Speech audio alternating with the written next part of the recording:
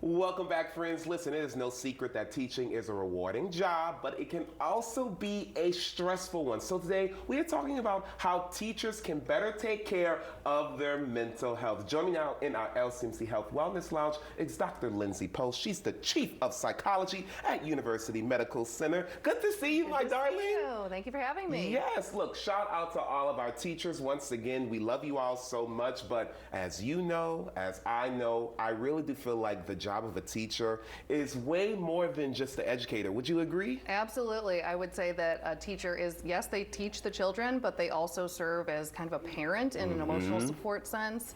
They're a mentor. I think we all remember a teacher that was really important to us. Yes. And I mean, they just provide so much to students. I agree, and I feel like the responsibility of a teacher is so high that sometimes it really can cause stress, whether it's from the kids or that self-inflicted stress that maybe teachers put on themselves because they want to do a good job. And I want to read a study that was actually conducted in 2020. It showed that at least 1 in 5 educators were concerned about their well-being. So teachers want to make sure they are stress-free. I want to break this up in kind of 3 parts. Let's first talk about before the school day starts, right? What are some of your tips to help avoid stress before we even get started in the classroom? Yeah, I think it's great to think of it like that because it really does start from the moment you wake up. So actually, even before that, getting a good night's sleep is really the first step, and making sure you wake up well rested and having a nutritious breakfast in the morning, maybe even doing a little bit of personal self-care, like a little exercise or meditation before the day gets started. And you also suggest teachers set boundaries. What does that look like? I'm sure it looks different for every teacher, but maybe some general boundaries they should set. Yeah, I think that's a great question. I mean,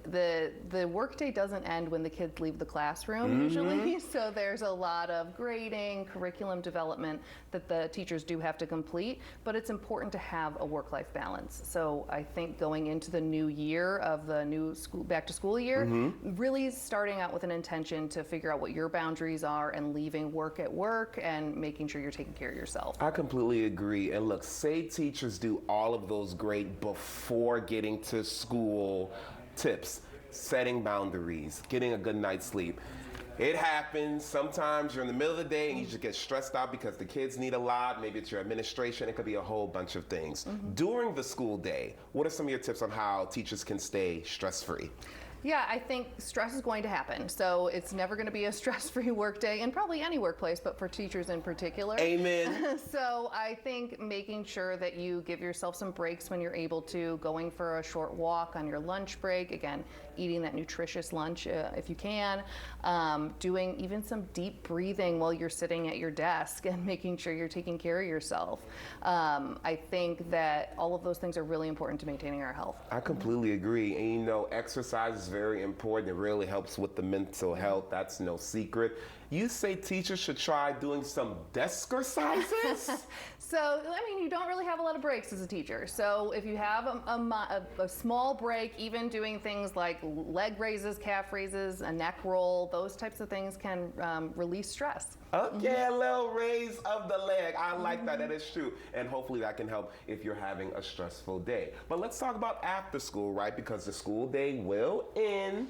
Journaling, you say that's a really good tip for teachers. Journaling is a great outlet to kind of take whatever you're thinking off of your brain and put it into paper so you can kind of set it aside for the day. And again, I think having those boundaries at the end of your workday is really important to be able to leave work and go home so you can journal or engage in other healthy activities. We want the lesson plan to be great, and it will be great, but teachers, don't bring it home with you because, again, if the work comes home, home will never be home. And you also suggest creating a fun hobby. Do something that brings you joy. Absolutely. I would say that for anyone, teachers included. Just make sure you find something that you really enjoy.